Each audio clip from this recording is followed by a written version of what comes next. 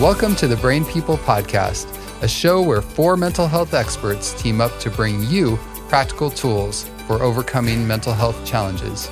The Brain People don't replace your doctor or therapist, but we will give you some extra tools to help you on your journey. So join us as we fight mental illness, one episode at a time. Welcome to the Brain People Podcast. I'm your host, Dr. Daniel Binus, and today we're going to be talking about emotional intelligence. And I'm joined by my co-host today, Amanda Anguish, and licensed marriage and family therapist. We just want to make sure that you know what you're talking about. This could be the first time somebody's listening, huh? That's right. Who's that woman?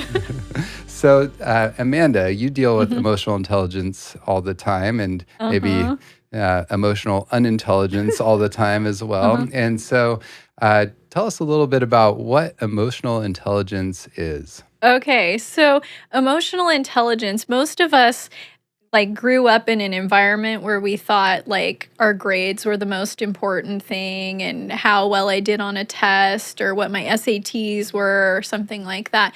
But we're starting to understand, and everybody who's ever been in a work environment knows this, that it's not just how smart the person is, it's how well do they get along with others and how well do they manage themselves in that work environment. Because we've all had people that we worked with that maybe they look really good on their resume, but in real life situations, they're very hard to deal with. They don't handle customers well. They don't show up to work when they're supposed to, and that sort of thing. So EQ sort of takes all those other things that are really important to that environment or in the family or whatever, and brings that into the playing field and says hey, it's not just important what your GPA is.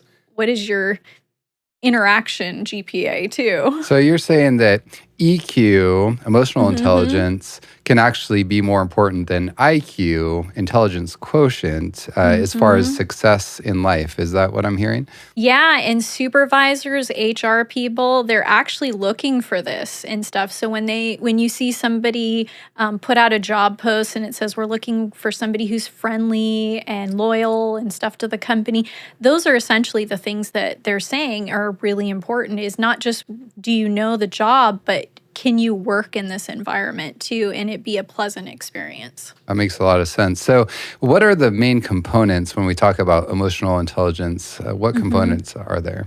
Okay, so the first component, and these can look slightly different wording and stuff depending on where you look it up, but the first component is recognizing your emotions. A lot of people have a hard time even knowing what they feel. And you'll see people say I'm fine.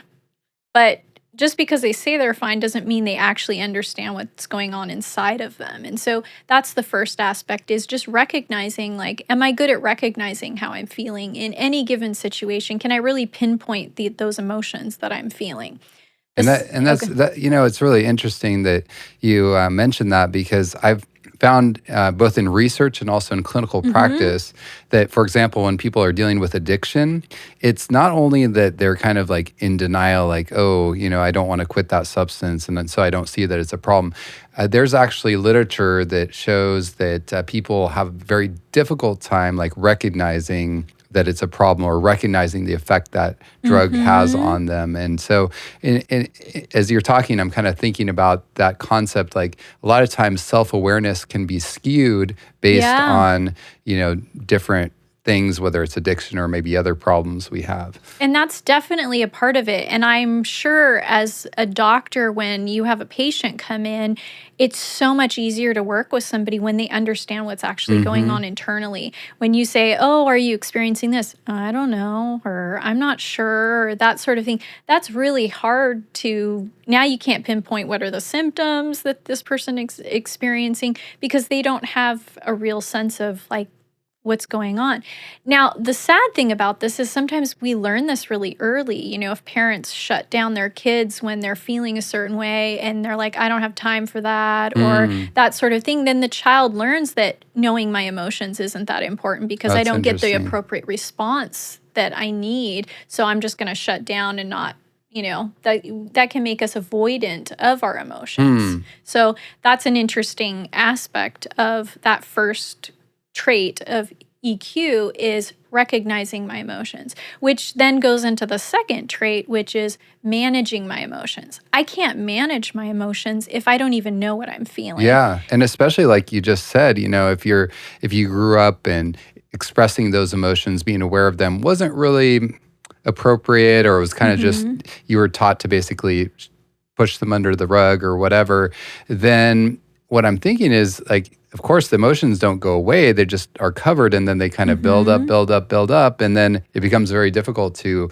really manage them properly because then what happens? Explosion, right? Yeah, and even if you did grow up in an environment where it was very open about your emotions, but you didn't learn the second aspect, which is managing those Mm, emotions. Like hmm. I can talk about my emotions all day and how I'm feeling, but if I don't know what to do with them now, that becomes very difficult. Like how do I manage that? I can say I'm depressed, I'm depressed, I'm depressed, and maybe I am, but what do I do with it? Yeah, So if you don't manage your emotions, then what happens is your emotions start to manage you.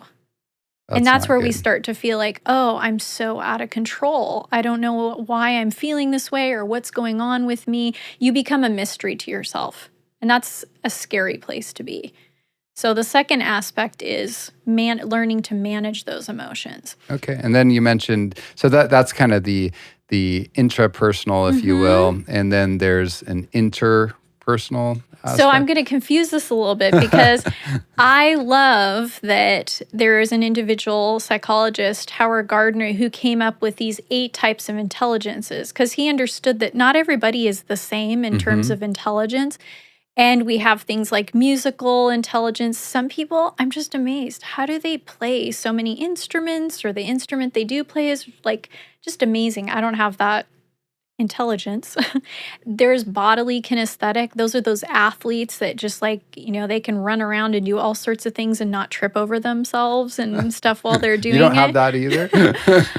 I can get through life walking through the parking lot pretty well, but there are some things I'm like, I wish I was a little more bodily kinesthetically intelligent because you can train those things, but some people just happen to be very It's true. natural at it. Yeah, I haven't seen you do any handsprings in the office I recently. don't get too many opportunities for that here.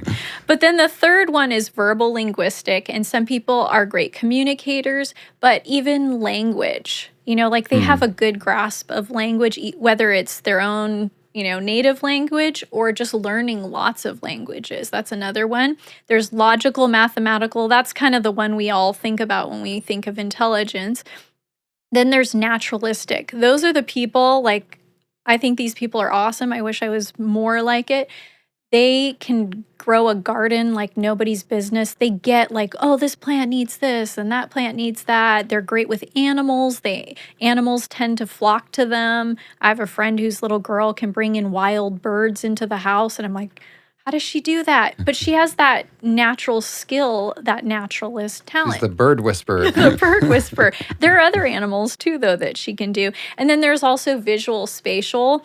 And this could be like that person who can do a mural on the wall Mm. and get everything in proportion to how it's supposed to be. I'm not so great at that aspect, but the one I do like is like if you give me a whole bunch of stuff and say we need to pack that into the car, like that's my thing. Like I can find extra space even. So I do have a bit of the visual spatial and stuff. But then the last two are the intrapersonal, that's within myself, and the interpersonal. Okay. So that's where we get to number 3 is do I recognize interpersonally other people's emotions? This isn't Hmm. reading people's minds or assuming certain things, but some people just have a talent and maybe they've cultivated that talent for being aware of what other people are going through, what they might be experiencing. They're not going to dismiss things easily. They're going to pay attention to what's happening in other people. And that's a wonderful quality when you're working with people and Yeah, and I like what you're saying there because it's kind of like that idea of being aware but not overreading. Because Mhm. I've definitely seen that in some of my friends or family or patients, like where they'll be aware, but almost like hyper aware. But then there's other people that are just kind of like in their own world and not aware at all. So it sounds like And it's they're kind of like, that. "Dr. Binus, how are you feeling today? You seem different." And you're Right. like, "I don't think I am. Maybe what happened? Exactly. Yes. Yes. What am I conveying because I'm feeling Right. normal?" But they assume that. You don't want to do that. Where that aspect comes in though in a healthy way is saying, "Hey, I noticed this. Like, how are you doing?" or something Hmm. like that. And then you have the option to say, "Yeah, I am feeling a little different. I didn't think about that. Thanks for noticing." Or say, "No, actually, I'm doing okay." And then they back off or something. And maybe there was a nuance that was different, but they noticed that. So then the fourth thing is not managing other people's emotions. We don't want to do that. That's not my job. That's where we'll have to get into people pleasing in another one, but managing my relationships with other people. Mm. When you notice that other people are having a difficult time or something, do you back off? Do you push forward a little bit more? Do you understand, like, socially what's appropriate at this time Kind of based that on? level of engagement that would be appropriate, because Yeah. certainly some people, like you said, might back off too much. Other people might Mhm. try to engage too much and be able to kind of read that whole situation, right? Yeah. So that's just having that, not just awareness, but willingness to go forward or pull back or whatever the situation might suggest is needed. And sometimes it's even to the just being willing to say, like, "Hey, did I hear you right when you said that? Like, was that your tone?" or something like that. That's also managing the relationship. Another aspect of this, though, that I love is how these all play out with boundaries, Hmm. because the intrapersonal, the knowing my emotions and managing those, that all takes boundaries. I have to Hmm. have boundaries with myself, or self-control, so to speak. The recognizing other people's emotions and managing those relationships also has to do with boundaries, because sometimes managing my relationships means, "Sorry, I can't do that. I know you really want to, and I know that seems really important to you, but if you knew what you were asking me, this is really important to me, and so I can't do that." Or with your kids saying, "Hey, no, that's not appropriate," or "We need to go right now. I know you want to stay here." But sometimes managing the relationship is having healthy boundaries and limitations and stuff too. So let me just jump in here and make sure that I got the four components Mhm. of EQ. So it's being recognizing my own emotions, Mhm. number one. Number two, managing my emotions.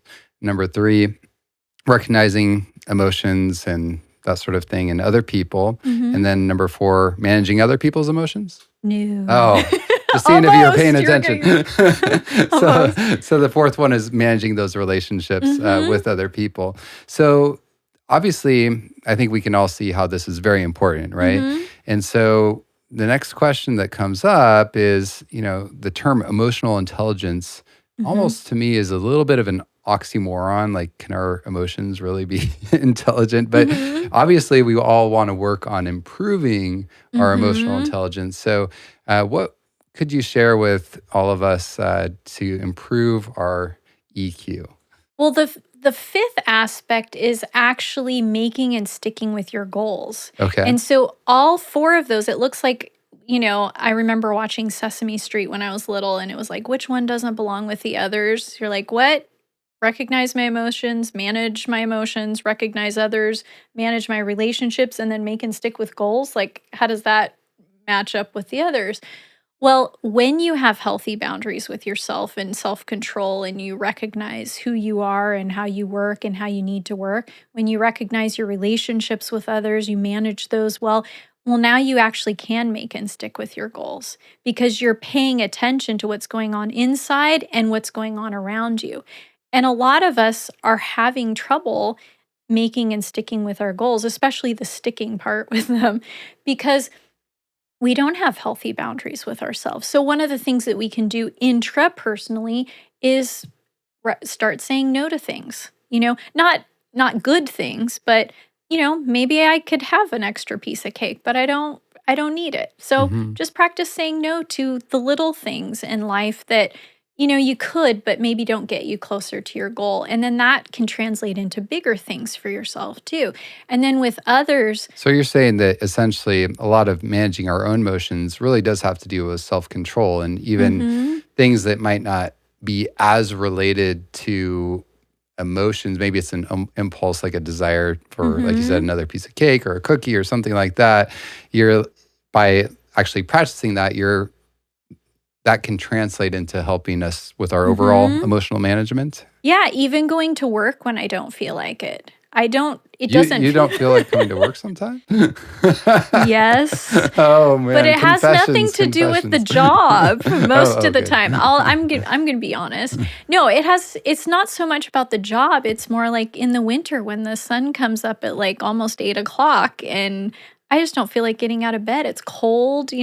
All of my emotions are saying, "Don't do it, Amanda. This is a much easier place to live under the covers," and that sort of thing. But I get up anyway because I know that how I feel in this moment is not gonna translate into how I feel at the end of the day having stayed in bed all day. Yeah, that makes So, sense. recognizing those things, and I do feel good at the end of the day having accomplished the things that were my goals. And the same with our relationships with others. If my goal is to go running and my running partner doesn't show up, like, can I still stick with my goal even though that person isn't encouraging me at that moment to do it and stuff? So even the relationship, and that might include calling the person and saying, "Hey, where were you today? I missed you. I could really use your support tomorrow. Will you be here tomorrow?"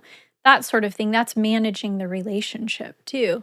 So I definitely appreciate what you're saying, and it speaks a lot, I think, to number 2 and 4, which is like managing our emotions and then, of course, managing our relationships. What about if we're struggling with the recognizing element, like where we're Mm-hmm. just not really even recognizing our own emotions, or maybe we're in our own world and not recognizing others, or maybe hyper aware Mm-hmm. or something like that?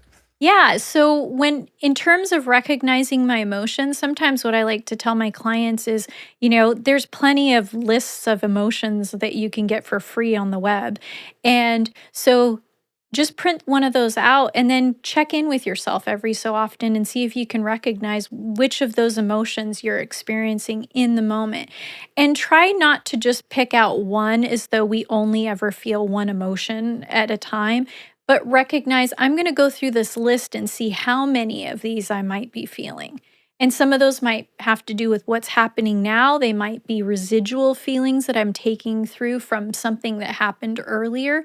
But if I check in every so often, say for 3 weeks, I don't know why that's such a magical number in my head, but if I do that for 21 days, then I'm going to start to pay attention to those much more readily because I've been doing it all along. So that's a Hmm. good way to recognize my emotions. Now, in terms of other people's emotions, just start paying attention to one of the things we used to do in the group home is we paid attention to the baseline behavior of all the kids. Hmm. Like, is this kid like a Tigger? Are they all over the place, bouncing Bouncing. off the wall? Or are they more like an Eeyore, Mm. kind of depressed and down? And then start to notice, like, how do they deviate from that? Hmm. And then that gave us an indication, like, okay, the Tigger's like all calm today. What's going on? There might be Hmm. something different. Then we'd check in with the kid and say, hey, did you know that, typically you're kind of bouncy and stuff and you're kind of calm now?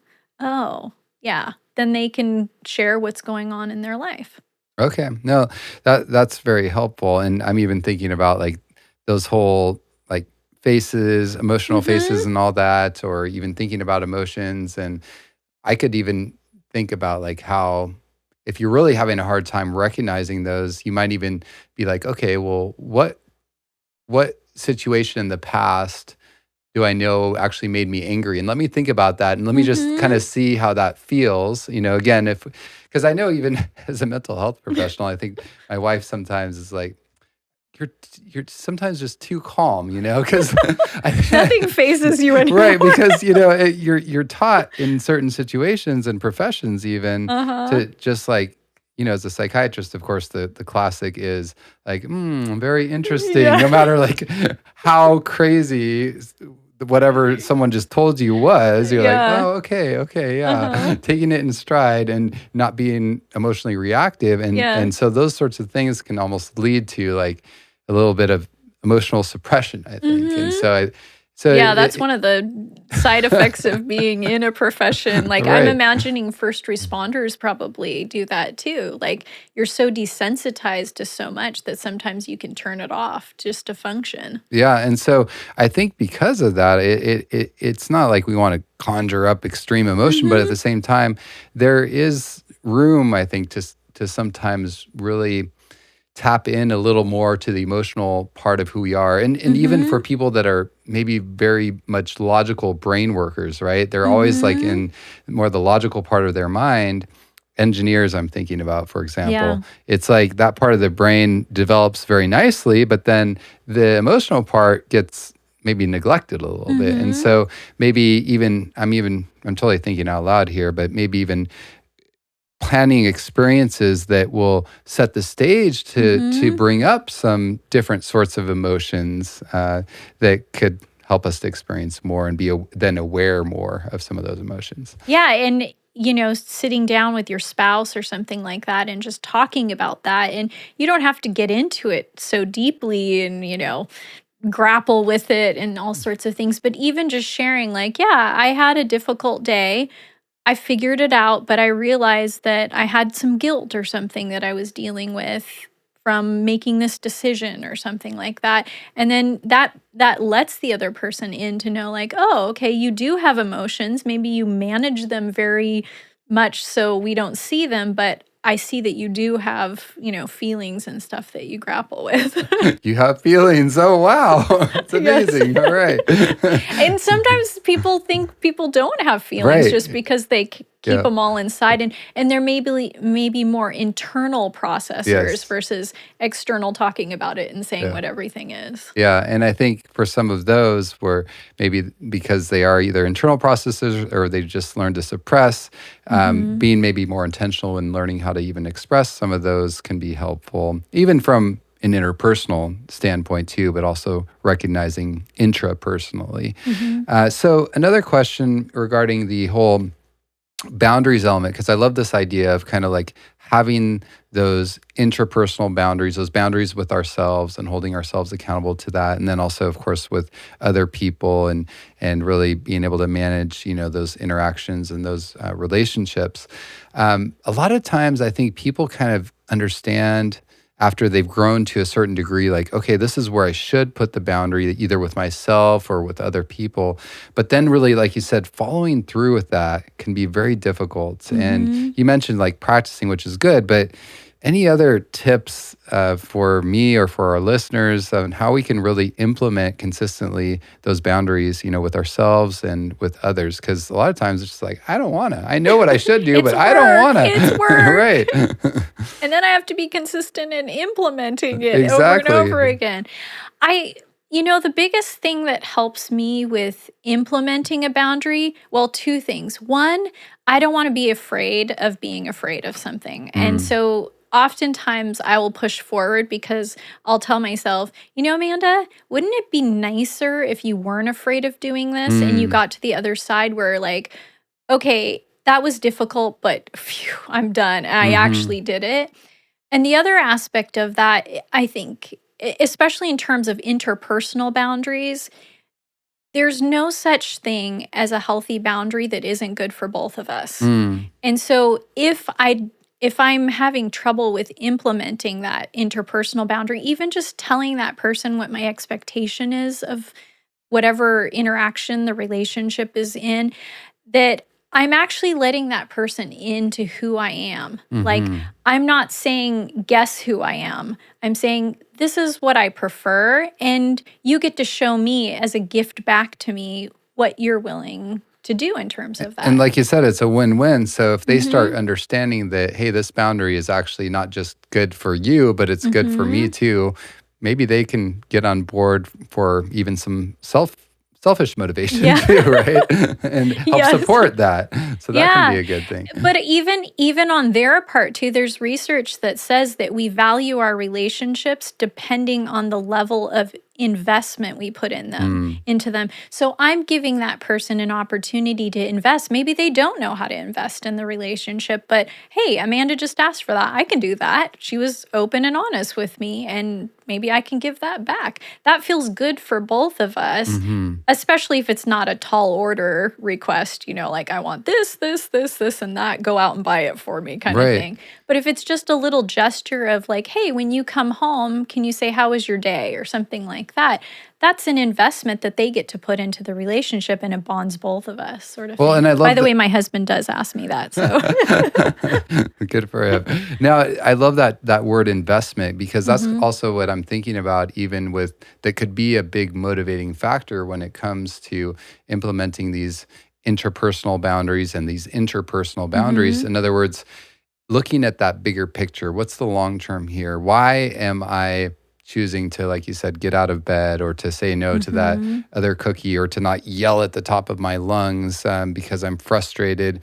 And the investment there is that even though I'm maybe holding back or doing something that I don't really feel like doing in the moment, in the long run, it's actually going to help me feel better, and it's going to help me to have a handle and be able to manage my life instead of my emotions running my life. And also with relationships too, right? I could yell at this person and say whatever comes up in my mind, but I'm going to hold myself back, or I'm going to try to be sensitive to their needs, or whatever it might be, because in the long run, that's going to give a more harmonious, positive relationship, which is going to be very healthy and helpful for me. It's going to make me feel better in the long run, right? Yeah, EQ is really about not burning bridges with myself or with others. It's the long haul. Like, do I want long-term healthy relationships with others and with myself, or do I just want to do whatever in the moment makes me feel good, which inevitably often makes us feel bad long term. Right. Yeah. No, that's a really good thing to keep in mind. I'm just trying to think, like, how can we keep that? Maybe it's just something we have to intentionally remind ourselves of day by day, being like, okay, some of this doesn't always feel good right now, but in the long run, it's going to help me feel a lot better. And I love too that EQ is something that you can develop. Some of us feel like, I'm not that good at this, or I'm not that good at that. But you can always get better at self-control with yourself, or recognizing your emotions. You can always get better at interacting with others in healthy ways. These are things that we can build even if we don't feel like we're great at them right now. So, well, that's exciting, because even if we're emotionally unintelligent, we can become emotionally intelligent. Well, thank you, Amanda. Any closing comments or any summary statements, any amazing words of wisdom that come to mind before we finish our session today? No, I think there's so many instances in my life, I think just personally, where I recognize, like, man, this is like a great capsule for so many healthy things that I can implement in my life. And so just understanding, like, hey, pay attention to these 5 things, because ultimately the first 4 lead to the 5th. And we all want to feel at the end of the day like we accomplished something. And how do we do that best? Manage ourselves and manage our relationships with other people. Absolutely. And that really is worth it, even if it does take some self-control in the process and some hard work in the process. In the long run, it really is what brings meaning to life and brings a lot of joy in our relationships with others, and even our relationship with ourselves. So. Yeah, it makes you very desirable in a lot of ways. If you want to be attractive to people, learn EQ.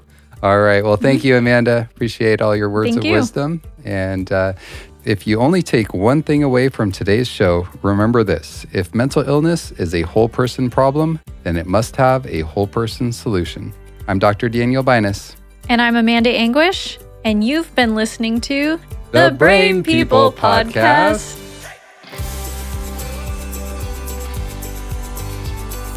Thanks for listening. To hear more episodes, find us on social media, or support us financially, visit thebrainpeoplepodcast.com.